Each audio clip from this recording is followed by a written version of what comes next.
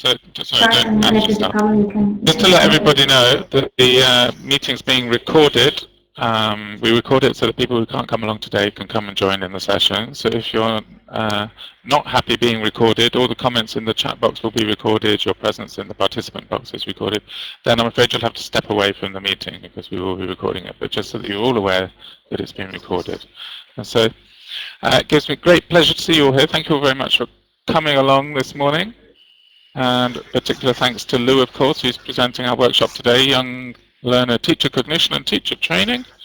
And Lou has been working in ELT for over 15 years as a teacher trainer. She's a DOS, she's been a director. She might like to tell us a little bit more about that as she's starting off. She's written a book called EFL Teacher Cognition, so she is the real expert on the subject, and we're all really looking forward to what she's has to say today. She's extremely interested also in younger learner teaching and online learning too, so she's bringing that all together for us this morning. She's also an ELT consultant. She's an online tutor as well for the IH Younger Learners Certificate. She's also a member of the IATEFL Younger Learners SIG, and is obviously a conference speaker all around the world, and was speaking at the IH Younger Learners Conference last Saturday in Rome.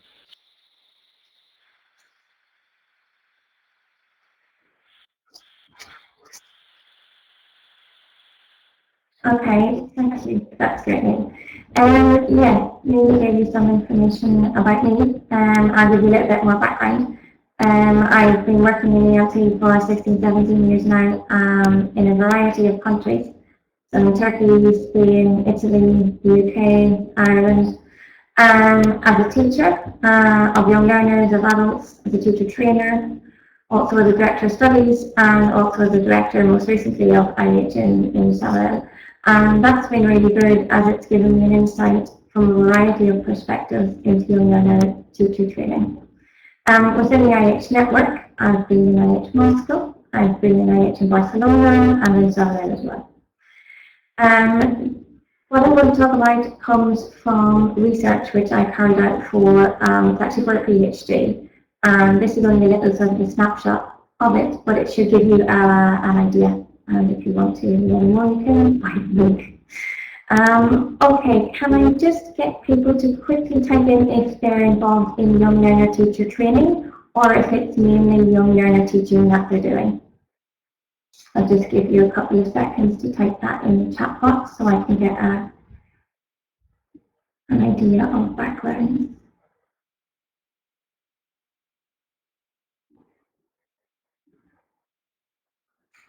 Okay. Yes, I'm having a lot of yeses, but I'm not sure if it's for the teacher training or the teaching. Okay. Where will we go with this? Okay. The field concept is based on fresh ideas. And this is really, really relevant nowadays, given that it's up to date, it's with training, and it's all around CPD. So it's not necessarily ideas that are new, but it's looking at them from a fresh perspective and making sure as well that we're staying updated with all of the research that's going on and that we're able to apply it into our young learner classrooms as well. Okay, so thank you for the information coming through there. Okay, let's move on to the next slide. And I'll be talking about young learner teacher cognition and teacher training. So the next question is going to be, can you just put a yes if you know exactly what teacher cognition is about?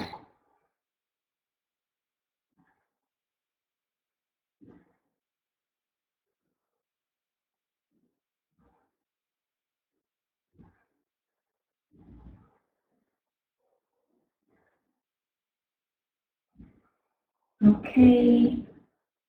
Just make sure people seem to be having a problem with that.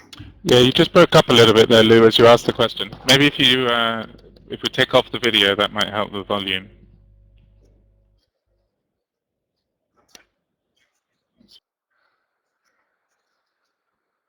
Okay, I'll try it. I'll try that. Stop the webcam. Okay. Okay. So my question was just to see if people are familiar with what teacher cognition actually is.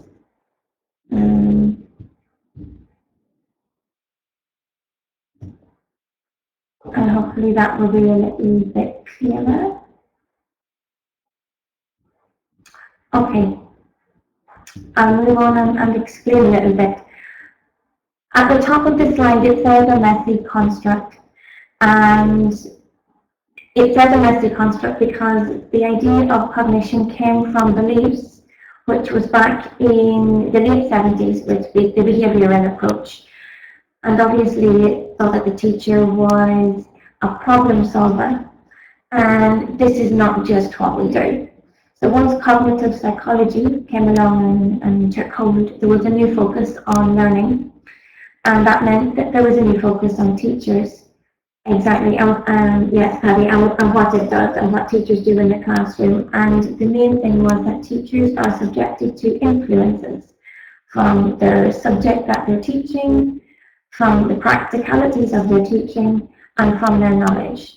Now, this is just summing it up very, very briefly, and the most latest definition, you will see how it becomes quite complicated in that there is so much involved. There are beliefs, theories, assumptions, attitudes, knowledge, understandings, and pedagogical principles, and the difficulty is that these are implicit.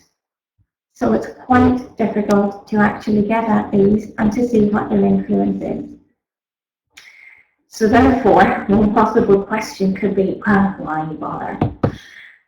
And the answer to that is that knowing and understanding teacher cognition allows us to understand their beliefs, and therefore we can improve practice and teacher preparation programs. So this is our own teaching practice, as well as the programs and teacher training programs that we deliver. Now, let's try another question. I'm going to show you two quotes, if I can, yeah. And just if you have any ideas, you can put into the chat box, who do you think said those of these things? What were they talking about, and when did this happen? And I'll just wait for a couple of seconds to see if anybody has any ideas. So someone has said, I had to unlearn everything I was taught on my course. And you just need to do what they tell you on the course. Teachers, okay, that's from Paddy. Let's see if we have any other suggestions coming up.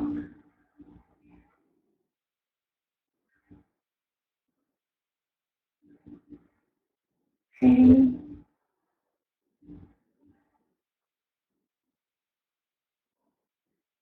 Post-initial training, okay. So some different ideas coming up from there, which are great. Okay. And I'm going to be a little mean and not tell you now, but tell you towards the end of the workshop and the presentation, so that you have something to wait around for. Okay, so we're going to move on into the theory, where I'll detail the roots of cognition. Okay, and there are three main things. The first one is the apprenticeship of observation, teacher training, and certainly the initial teaching experience. So in terms of the apprenticeship of observation, this was a term which was coined by Dan Watty back in, it was 1957, and it refers to between 10,000 and 13,000 hours of observation of teachers and teaching, and this is what everybody experiences through primary and secondary school. It may even continue on at university level. So everybody is going through this. Obviously, it's an apprenticeship, so we're watching somebody do a job. Okay. The next one then, the second one, is to just understand the teacher training aspect. So with the apprenticeship of observation, that is our 1 year route, we come to teacher training courses, and this is where our second route grows and it becomes much stronger. And we already come to these courses because we want to be a teacher, because we already know, or perhaps think we know, what a teacher is because of our apprenticeship of observation. On these teacher training courses, we have to bear in mind that everybody receives more or less a one-size-fits-all approach. We may be influenced with variation from different tutors who are running the courses and maybe different contexts that we're in. So that's the second area that is involved in teacher cognition. And let's move on to the initial teaching experience. And let's see, Patty's comment there, I will come back to it in a minute. And this is when teachers go out into the big world of teaching, and they stand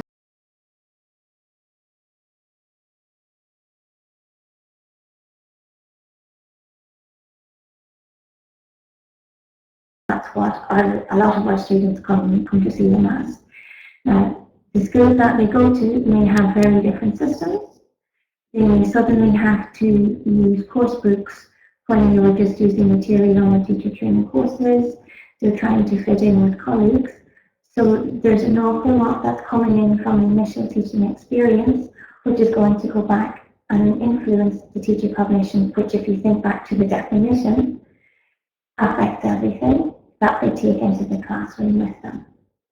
So they're the main things that we're going to look at. In the next one, we're going to look at the difficulties that are attached to each one of these. I know Patty's saying that 10,000 is sort of standard for being proficient at anything, and that's true, but if you think of the apprenticeship of observation, all we're doing is just observing the teacher. So we're not actually learning anything about it. It's when we're supposed to be students at school. So the teacher is just there and performing, learning if you want. And all we're doing is taking that in, and it's subconscious. It's not that we're going there to learn. Okay, we're going to move on to the teacher training difficulties, and the first one I just like to talk about is the apprenticeship of observation.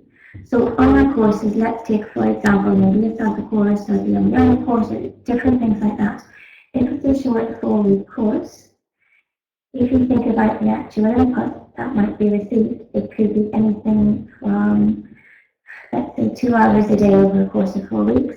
We have to compare that to 13,000 hours over which we've already built in these assumptions and beliefs and knowledge, just from looking at the teacher and what we are taking from that. So as children at 6 and 7 and 8 years old, we're starting to develop our beliefs about what a good teacher is, what they do, and that's fine, but it's not actually based on any of definite concrete evidence. We don't know what the teacher's plan is. We don't know the theory behind it, and we don't know any of the aims behind it. So we're only observing on what we can see, sort of on stage. So that's the main thing that teacher trainers come up against when we're doing this. Now, we're going to look at the teacher training part of it and the initial teaching experience together, but first from a trainee's point of view, and then from the trainer's point of view. So from the trainee's point of view, even if you think back possibly to the first course that you came to, suddenly their beliefs are called into question. They may encounter theories which will counter to the beliefs that they have. And remember that these beliefs have been built on all of these hours, which began at maybe 5 or 6 years old to 18 or 19 years old. Okay? They're expected to adopt these new theories. Now, the theories are introduced and they are talked about, and if there is time, they're possibly examined. But we have to remember that at the end of the course, there is a standard that has to be met. The trainees normally have to show that they have understood and are able to apply what we as trainers are actually showing them. So there is this expectation and it must be adopted. there is also the influence that colleagues have adopted new theories as well. So again, they're under a little bit more pressure to follow what everybody else is doing. And when they go into their initial teaching experience, they may find that depending on the school that they go to, it actually adopts a different approach to what the course was trying to teach them, or what the course was trying to get them to do. So again, this can actually be quite difficult from a trainee's point of view. If suddenly, after 18 and 19 years, they go to a course, they have to take in all of these new beliefs and try to apply them, even if they may not agree with them. They have to show this, and then perhaps they go out into a school, which again expects them to put in a different approach, or it may be a very different context. For example, if you're talking about a training course where you are in a classroom and are doing TP with 8 students, 10 students max, and then you go to a context, and I'm thinking of one of the teachers that I've come to later in the study who went in to teach in Thailand and had to face 25 young learners in a class. So it was a very different thing, and she felt that she didn't have, she couldn't apply the approach that was taught on the course. So these are some of the difficulties just from an initial training point of view. The next thing that we need to consider is that if, which some of us are, and I've seen it coming up, if we are trainers, this is what we need to bear in mind, and this is based on different research. So a lot of teachers, whether they are training teachers or experienced teachers on a course, use the information to validate rather than re-evaluate. And this was looked at by Kagan, and he actually found that this type of thing, when the teachers seek to find something that they agree with, or to validate what they already know, this actually influenced the amount of knowledge acquired in their pre-training courses. Another example is that they survive the course without changes to beliefs.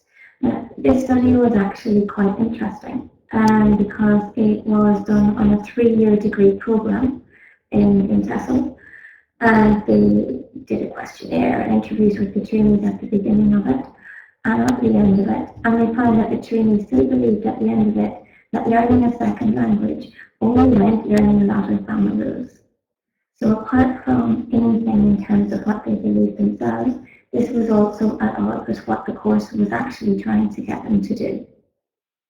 And this was not the theory which was given on the course.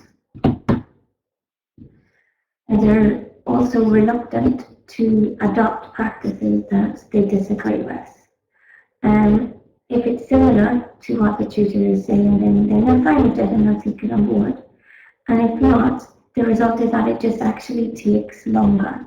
So even if perhaps we're giving, as trainers, we're giving tools to teachers, they're not using them because they actually disagree with them, so there's an ongoing problem there. Or even perhaps as teachers, on other training courses, it's taken us longer to take things on board if we fundamentally disagree with it because we're not so open to it. Teach to observation, these are just 2 of the studies listed. This has been a particular thing which has come up quite a lot in terms of if you go into a class, yes, you can see what happens, but you're not there all the time. And this is why it's actually important to try and understand where people are coming from, to try and make sure that they do take the theories on board, and so they're able to put them into practice, because if not, we'll see, depending on each school, and perhaps 1 class or 2 classes of each teacher a term, but apart from that, we don't actually know what's going on. And again, it's to give them extra skills and extra tools.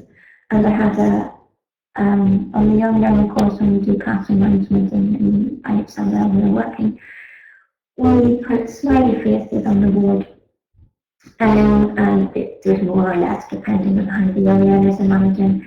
And this was just one example of when I went in to do an observation. Thought the board looked very nice and there was smiley faces. And there was one little child in the corner with his hand raised, and he was waving it at the teacher, and it was obvious that he really, really wanted to ask a question.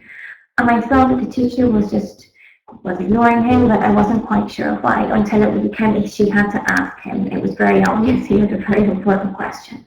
And his question was, Why are their faces on the board?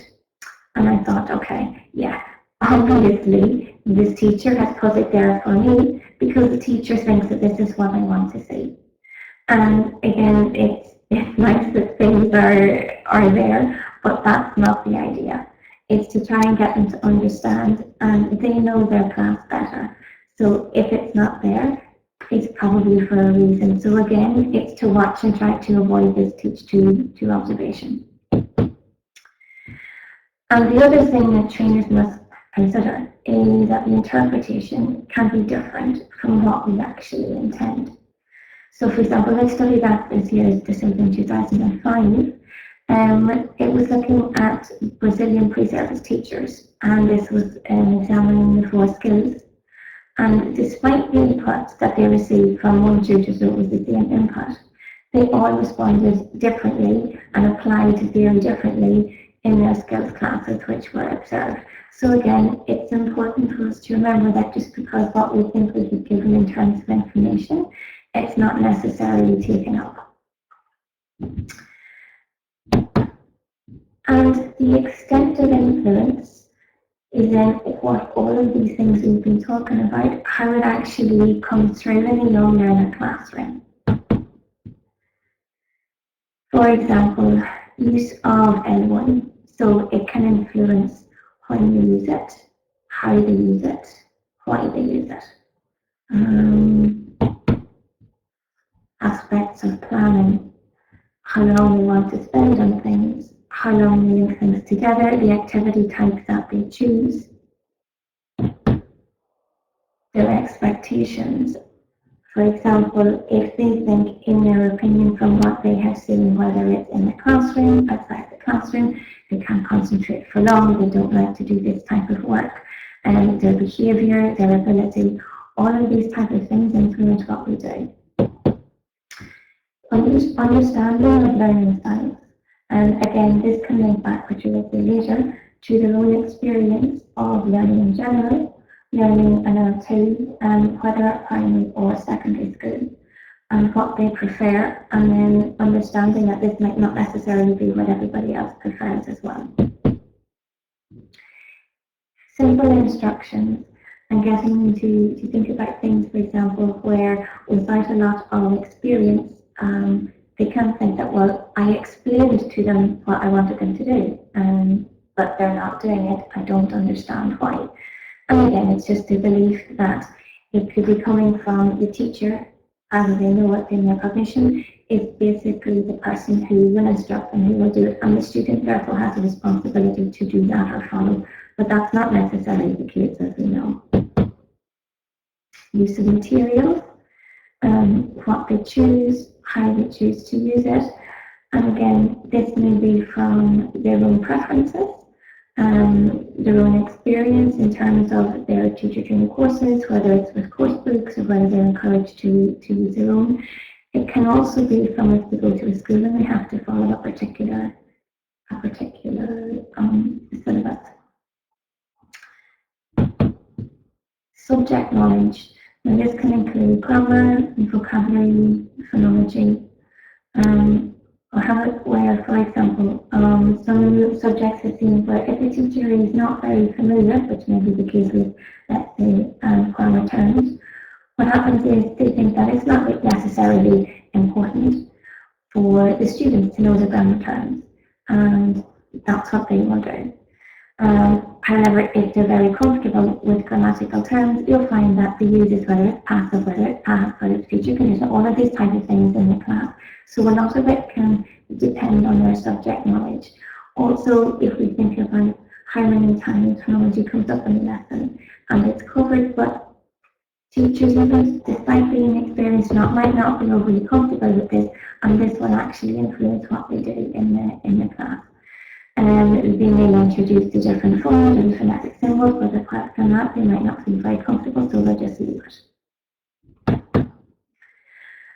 Also, another one to consider is the role of accuracy and fluency.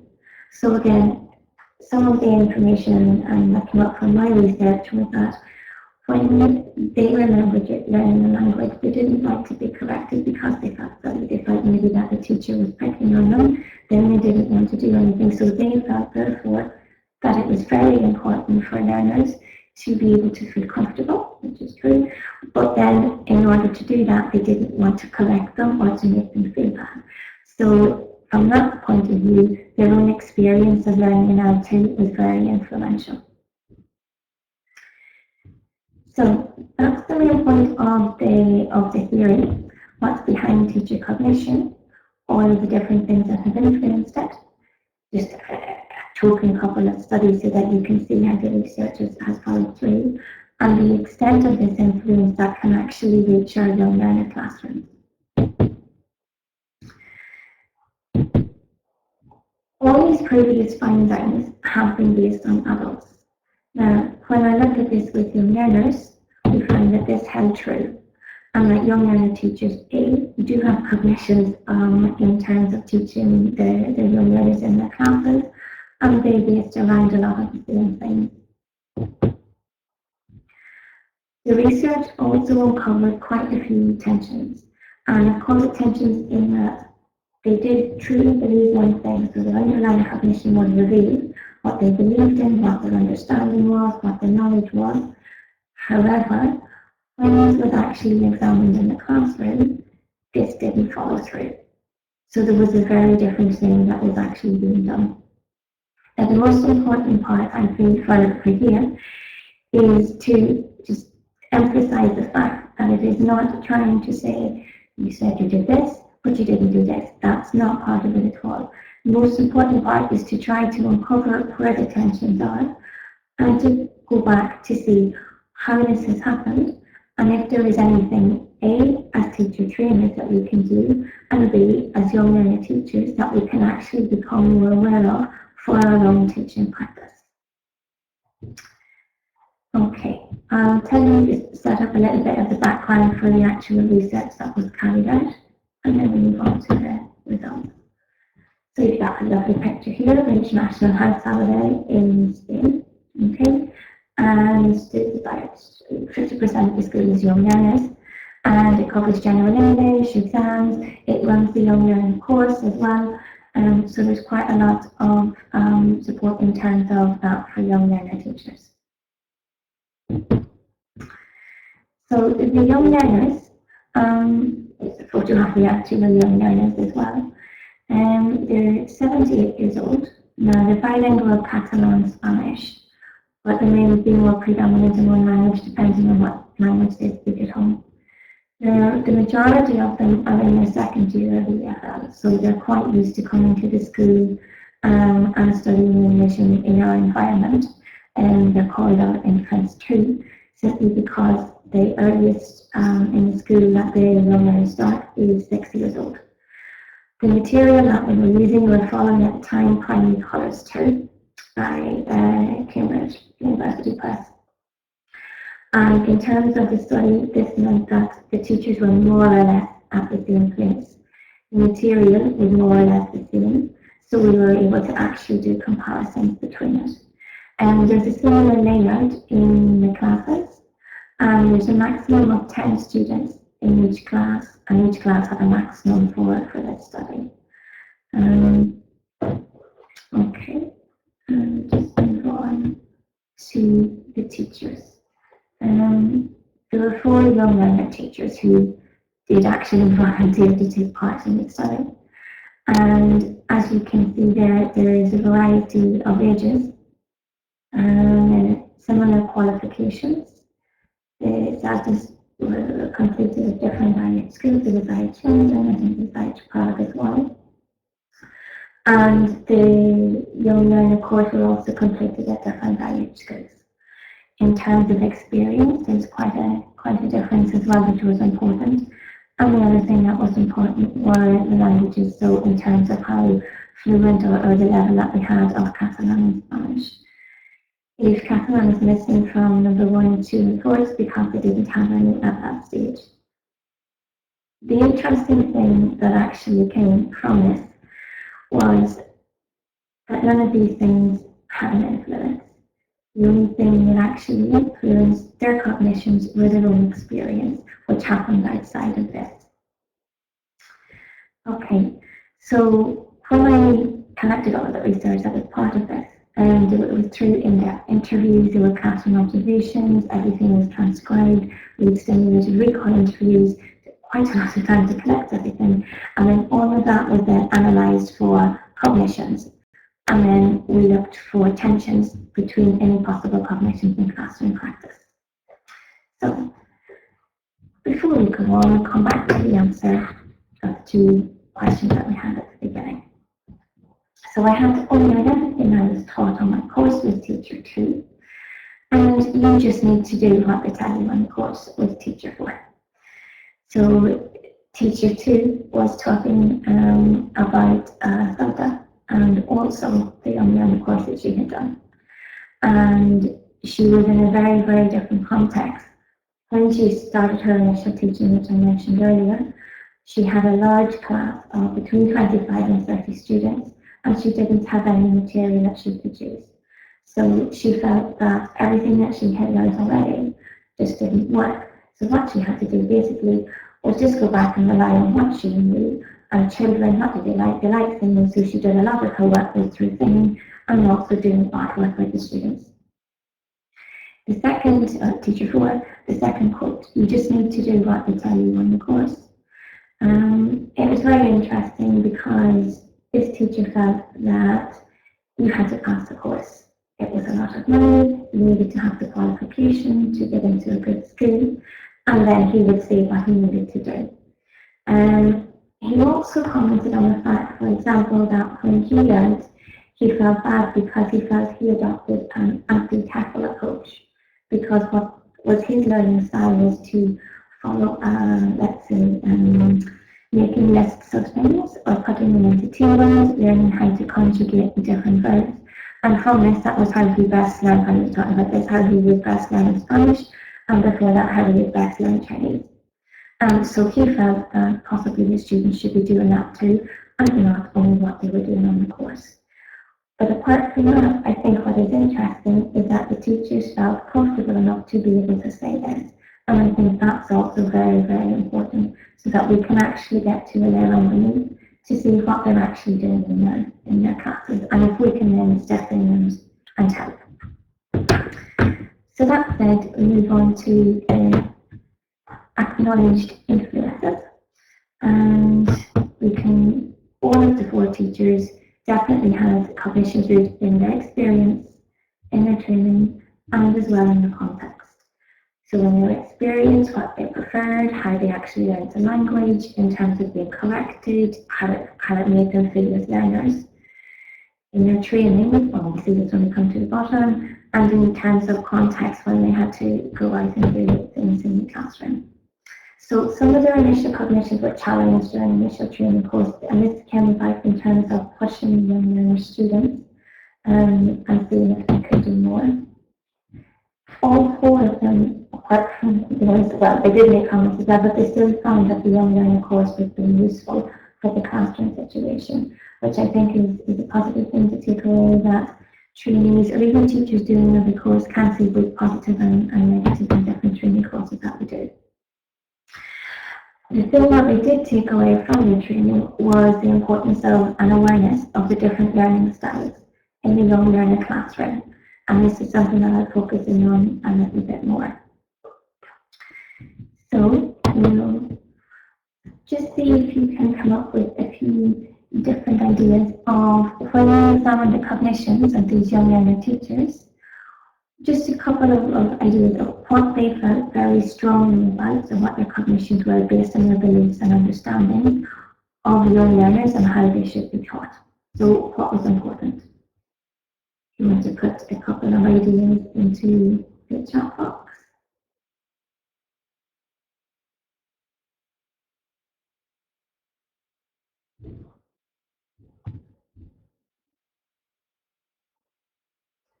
Yeah, no problem. I can try over here too.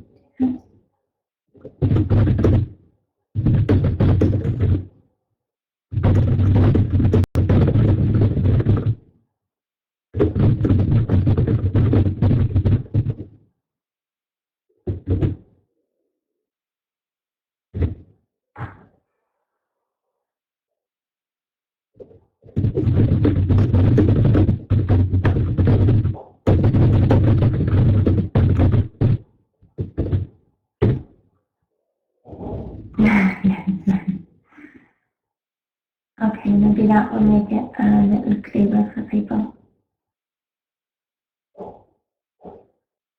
It's just to get one or two ideas so that we can see if it comes up.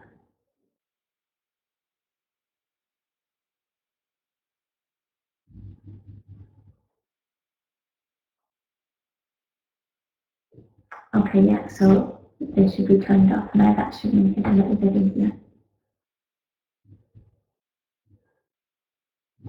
Okay, so Sandra said their concentration is better. Okay. See if we've got one or two more ideas. Variation. Okay.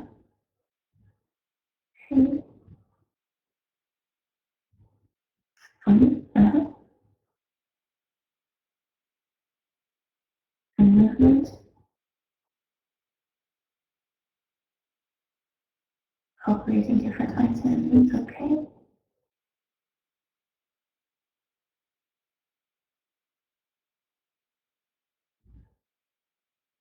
Frequency.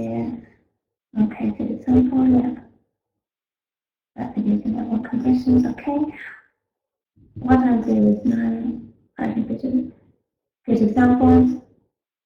I will tell you what the 8 cognitions which emerged from the study were for these teachers, and they can then compare them. So all 4 of them believe what you're saying, that repetition was hugely important because it aided retention. So it's come up before. And their idea was that, yeah, if you don't repeat it constantly, they will forget it. So the old sort of thing of the sponge, they can soak it up very, very quickly. But if you don't keep them steeped in knowledge and skills, they will actually dry up again. Okay, so they all agree on that, and I think that's come up before. The learning styles, obviously, this linked back to the influence of what I took away from the online course. They all agree that this was hugely important and it should always be considered. I'm still getting lots of other ideas there, that's great. The use of L1 in the class. And this was interesting because there was very, very different cognitions on this, but just a divide, and it linked back to their own experience. So, which is I had mentioned, someone, one of the teachers, when she was learning, she felt that it was very important for the teacher to actually be able to use L1 and understand it. That one, so that if there was a problem that they could do this and that she wouldn't feel comfortable in the class if she was a young learner and the teacher wasn't able to do it. And this is why she felt it was very important to do it. Others felt no, that it wasn't a good idea because of what they had gone through themselves. So again, you could take with their own actual experience learning a language rather than what had gone on the young learning course. And yes, the effective opinion, so making sure that they felt comfortable, and all of them listed this and linked it specifically back to learning a language in both one of them in primary school and the other 2 in secondary school.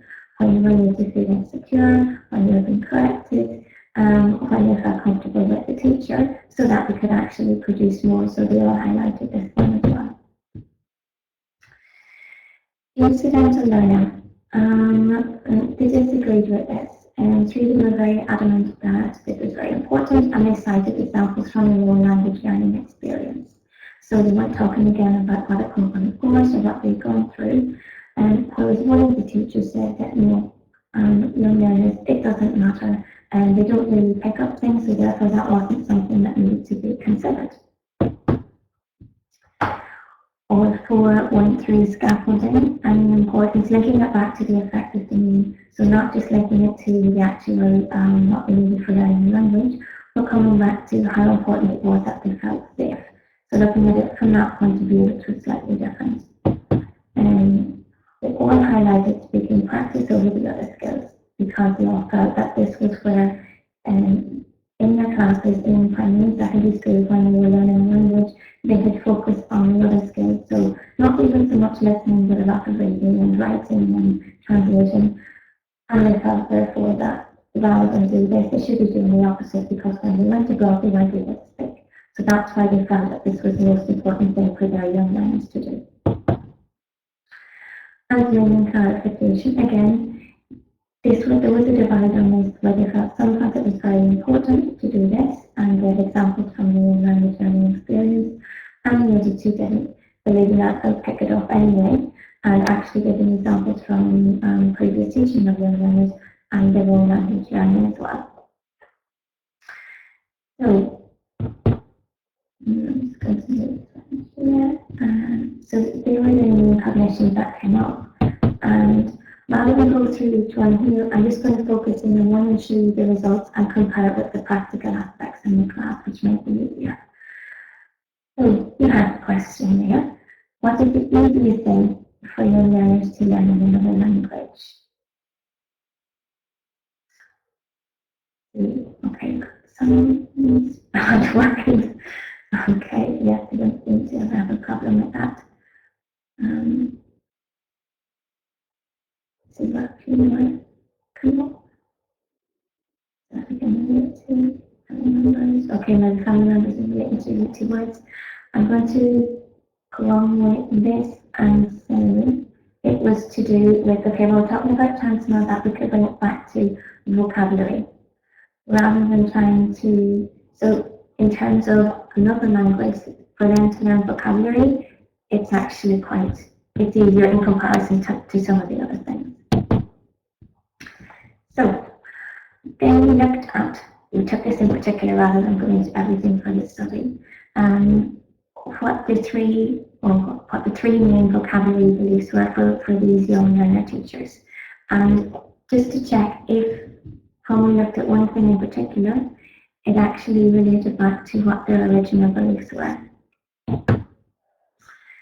And yes, remember that we said repetition? Well, when it came to studying Nexus, that the young learners needed plenty of this, so this was in keeping with what they had said. Next was that they should be introduced to Lexis in a variety of ways.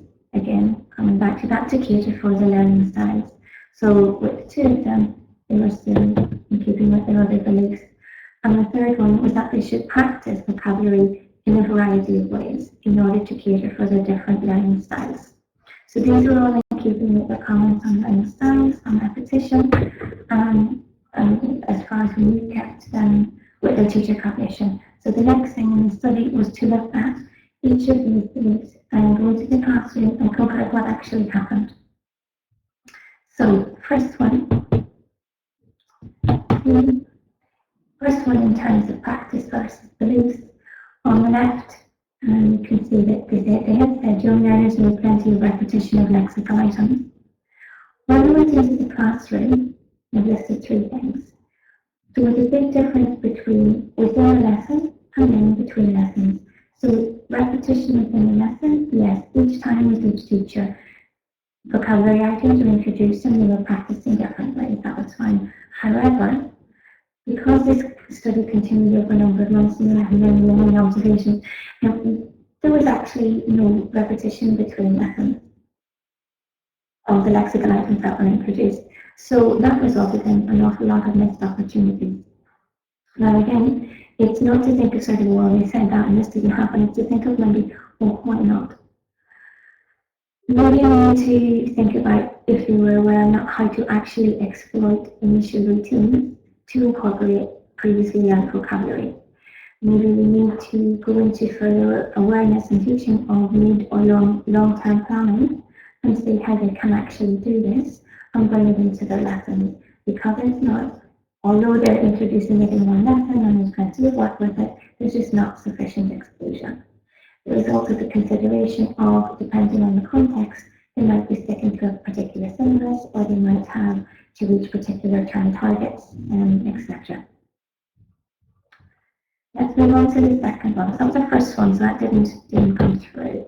The second one, where they said that young learners should be introduced to lexical items in a variety of ways because of the different learning styles.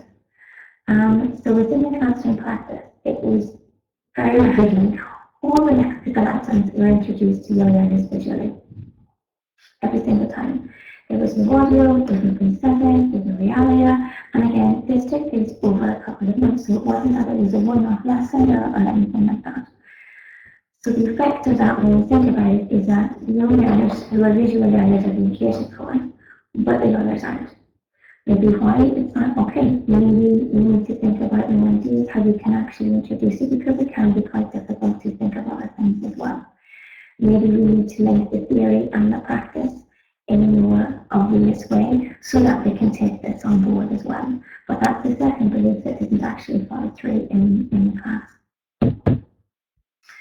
And the third one was classroom practice. So that they should practice vocabulary in a variety of ways in order to cater for their different learning styles. When it was planned, this was true. It happened again and again where they had visual, they had auditory, they kinesthetic, they were moving with it. There was TPR, we had reading and writing, lots and lots of variation. However, when it was unplanned, all the 4 teachers didn't matter what their belief was in terms of using L1 in the classroom, all 4 of them had to actually translate. So if it was an unplanned thing, if it didn't, if it wasn't in a lesson plan to teach this particular lexical item and a student asked or it came up, they just translated. Now, why?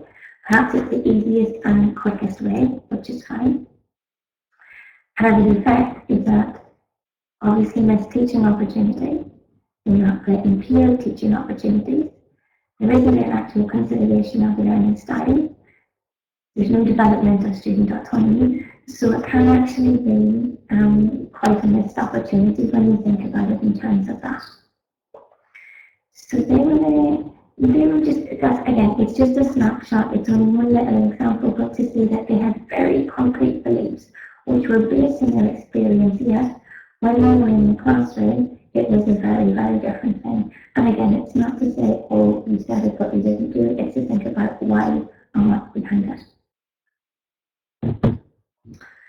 So, what do we need to do with teacher cognition? At the beginning of your learning courses, of center courses, is very important. And also then throughout your career. So, even if you have been teaching for a while and we're doing courses, we need to think about things like this.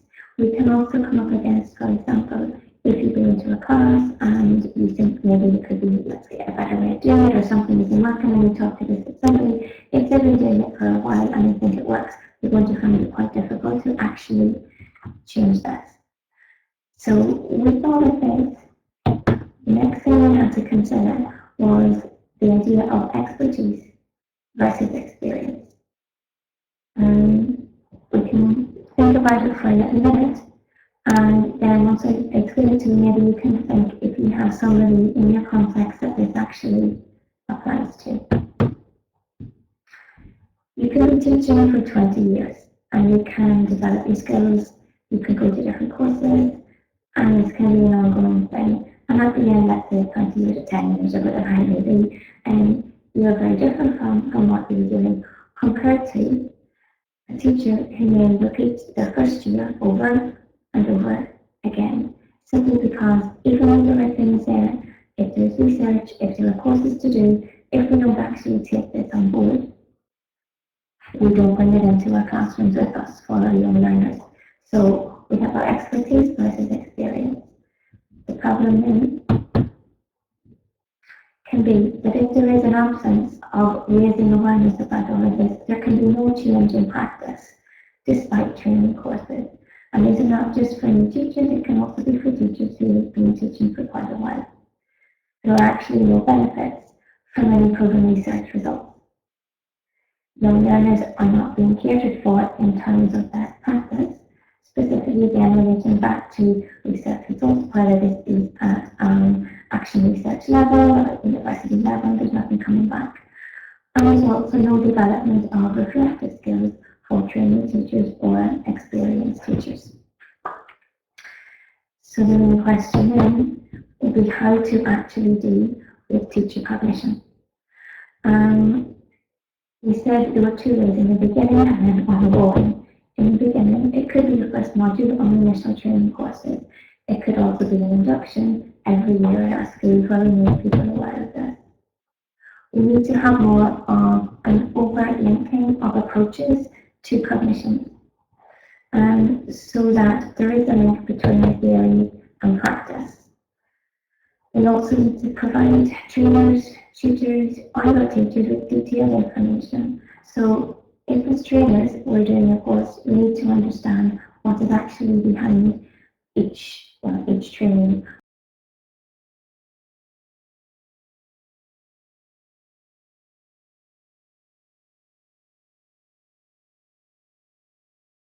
Our learners. As trainees and trainers or tutors, we have to be open to sharing of experiences, because at least if we know how we have learned before or how we have taught in a different context, and again, not in terms of criticism, but in terms of understanding how this has actually shaped us into the teachers that we are today, then we can start to deal with this.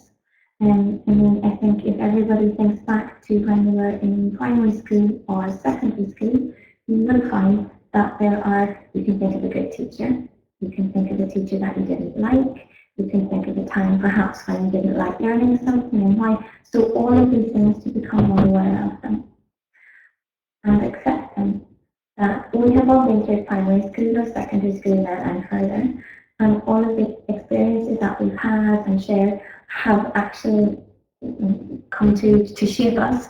And even if it's with our experience of learning languages, perhaps we're not very confident, perhaps we're more confident when it's reading or something like that. And again, this is based on what we've gone through before. With the teacher training courses that we do, it's important at the end that there is a time for reflection, so that we can see if there are genuine changes, if we have taken things on board. So it's not necessarily for trainees or even for tutors a tick the box and move on. In our schools, on a continuous basis, we want to give people techniques for reflective practice. We need to allocate time for support for problems, to make it okay if there's something that's not working, to bring it to the next level, and to have a continuous development program in place. We need also to check in throughout the academic year. So to set goals for people, so that in your second year of teaching, perhaps this is what we're going to work on. In your third year of teaching, this is what we're going to work on, and continually. And it's also important for schools at the beginning to make sure that they understand where the teachers are coming from, what their experience has been, and how they're probably going to react in the classroom, and then what help we need for this. So I provide a quick summary, so maybe we have 1 or 2 minutes for a couple of questions. The awareness is hugely important of teacher cognitions, not only for teacher trainers, but also then for us as teachers in the unlearn classroom. In terms of teacher trainers, it will affect the trainees on the unlearn courses. And then for these new trainees or ongoing teachers, it will be how this affects the unlearn classroom practice. And the more awareness that there is, the more that we can step back from our classrooms and see if we really believe this, why do we believe it, and if we don't believe it, why not, and how we actually put this into practice in the unlearn classroom. So hopefully the idea will be that there is increased learning opportunities for that. I think the most important thing is to understand that they play a hugely influential role, even though it seems very obvious, and of course, we have to be very, very aware of this. So even if we have our young learner teachers who do a course, and they say, yes, I have my young learning certificate, we have to make sure that they've actually taken things on board, and it's not just a matter of tick the box and check.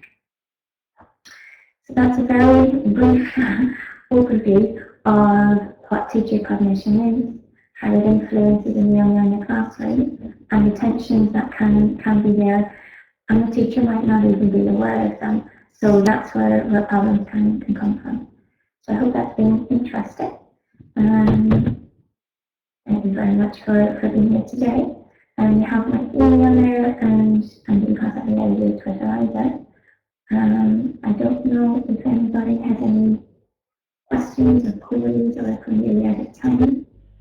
Yeah, thank you very much, Lou. That was fantastic. Really interesting stuff. Does anyone has any questions? Please do just type them in the chat box.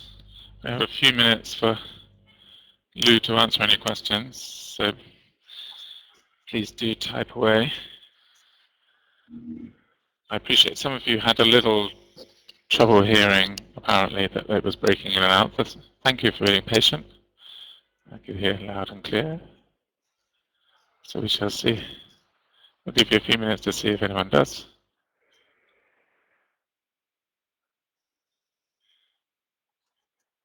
Have any questions for us?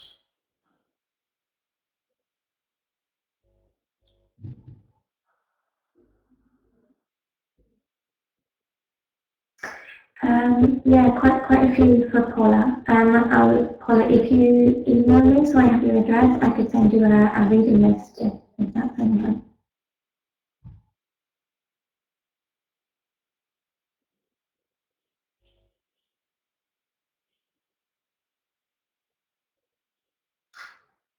Yeah, Georgina, I think if you're teaching the list, definitely it has a really, but then the type of student may be influenced by how you think your role is. I myself have found it very difficult in terms of language learning and bad experiences thinking about it. To understand it, yeah, and what we're saying at the end, maybe to accept it and look for other things and try them out.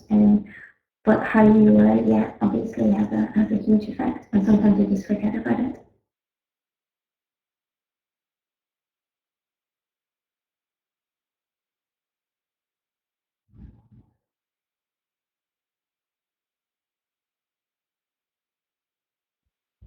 Just to let you know, while you're continuing the conversation and the questions, that I've just put a link there in the chat box where the slides to Lou's session and also all the other sessions that were held at the Younger Learner Conference last weekend are also available to those of you that work for, well, I think you all work for International House. If you have problems getting into the website there, you need to log in.